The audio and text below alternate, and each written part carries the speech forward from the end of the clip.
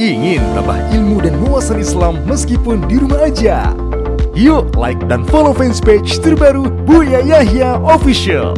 Sebar seluas-luasnya agar semakin banyak yang mendapatkan manfaatnya.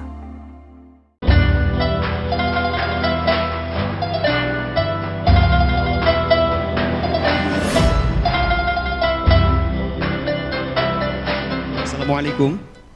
Waalaikumsalam warahmatullahi wabarakatuh. Silakan sholatnya terlebih dahulu, Ibu. Allahumma sholli ala Sayyidina Muhammad Allahumma wa sholli ala alaihi. ali Sayyidina Muhammad. Allahumma sholli alaihi. Dengan Ibu siapa, dari mana? Dari hamba Allah, dari Aceh. Baik, silakan bisa bertanya langsung kepada Buya. Assalamualaikum Buya. Waalaikumsalam warahmatullahi wabarakatuh. Semoga Buya dan keluarga para santri-santri Al-Bahjah selalu dalam lindungan Allah Subhanahu wa taala. Amin, amin ya rabbal alamin. Buya, saya mau bertanya. Kedua orang tua saya sudah meninggal, Buya. Kemudian keduanya meninggal pada saat sakit, Buya. Yang ingin mau saya tanyakan, beliau pada saat sakit banyak tinggal sholat, Buya.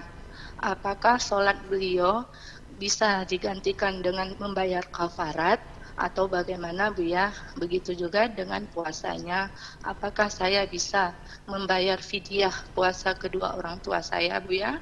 Itu yang mau saya tanyakan, Buya. Terima kasih. Assalamualaikum warahmatullahi wabarakatuh. Assalamualaikum warahmatullahi wabarakatuh. Masya Allah, semoga Allah mengampuni beliau, mengangkat derajat beliau, dan insya Allah beliau bahagia karena punya anak yang solehah seperti Anda, selalu menginginkan kebaikan untuk ibunda dan ayahanda. Biarpun sudah tidak ada, masih dipikirkan bagaimana sholatnya, bagaimana puasanya. Anda istimewa insya Allah.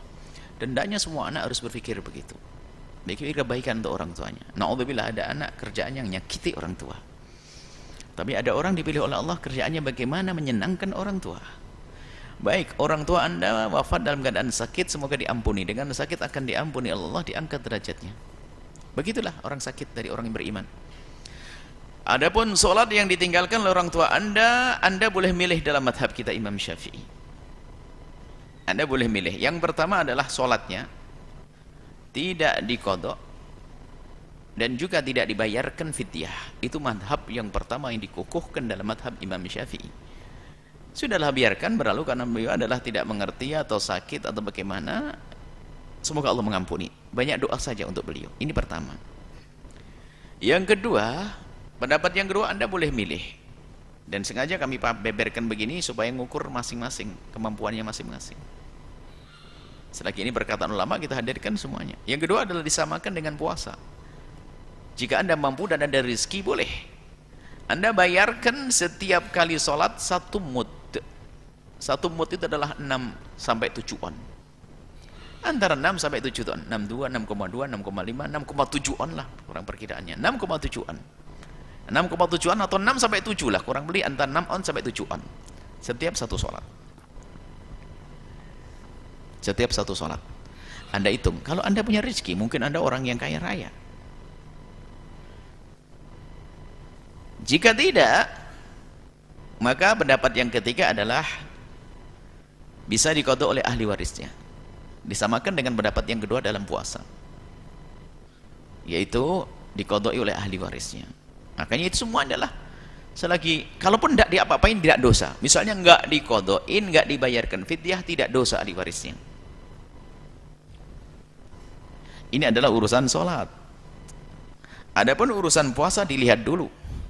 Antara sakit waktu beliau meninggalkan puasa dengan wafatnya, apakah ada kesempatan beliau untuk berpuasa atau tidak? Artinya ada saat sehat atau tidak. Jika ada orang sakit berarti kan uzur untuk meninggalkan puasa, tidak dosa. Tak taunya langsung wafat, maka beliau tidak punya kesempatan waktu untuk membayar hutang puasanya. Karena dia tidak punya kesempatan untuk bayar hutangnya, maka dia tidak wajib. Artinya karena tidak wajib, maka jika kasusnya semacam itu tidak diqadha, juga tidak dibayar fidyah. Ini pendapat yang pertama. Nah, jika ternyata ada orang yang sakit, kemudian ada jeda, ada masa untuk mengqadha cuman mengkodoknya kan bebas. Ada wanita haid, untuk mengodok kan terbentang 1 tahun. Haid bulan Ramadan seminggu tidak puasa, boleh mengkodoknya di bulan Syawal, bulan Dzulhijjah, bulan Dzulqa'dah, Dzulhijjah, Muharram, Safar, boleh. Meninggal dia punya utang, maka jika kasusnya semacam ini, jika punya utang puasa sementara dia punya kesempatan untuk mengkodoknya tapi belum sempat mengkodok, bukan karena teledor, termasuk yang trader juga, maka di sini adalah pendapat yang pertama untuk golongan orang ini. Pendapat yang pertama adalah dibayarkan fidyah, digantikan puasanya dengan membayar 6 on sampai 7 on atau 6,7 on setiap kali puasanya jika punya duit. Jika ternyata nggak ada,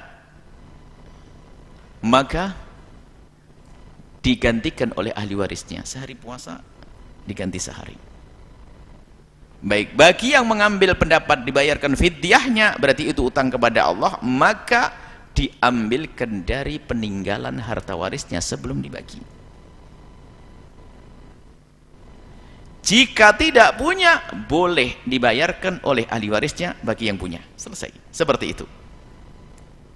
Nah, insya Allah, semoga Allah memberikan kepada kita kemudian dalam menegakkan sholat, sehingga di saat wafat pun kita tidak punya utang sholat. Kalaupun punya utang sholat karena sakit dan tidak mengerti seperti itu, Allah Maha Kasih, Allah Maha Pengampun. Hanya kami sampaikan kepada siapapun bahwa tidak ada orang yang boleh meninggalkan sholat dalam keadaan apapun. Bedanya adalah tentang caranya. Ada yang harus berdiri, ada yang boleh duduk, ada yang boleh baring, ada boleh telentang, ada boleh hanya dengan menggerakkan sholat dengan pelupuk matanya, isyarat dengan pelupuk matanya. Yang penting akal masih yang penting akal masih ada, maka dia wajib melakukan sholat, biarpun hanya dengan menjalankan sholat dengan hatinya. Seperti itu.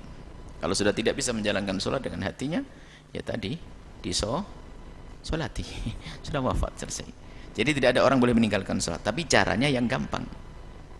Tapi ada sebagian tidak mengerti, sakit tidak sholat, punya utang, kecuali sudah tidak ada akalnya, pingsan, kemudian ya koma, ya ini lain cerita. Kita tidak bahas masalah itu. Orang yang melek pikirannya, sadar tapi nggak bisa sholat, nggak bisa sholat dengan sempurna, dengan berdiri, boleh baring, boleh duduk dan seterusnya. Yang jelas tidak boleh diantara kita meninggalkan sholat. Bagi yang meninggalkan sholat karena sebab sakit dan sebagainya, tadi caranya sudah kami sampaikan. Wallahu a'lam bishawab.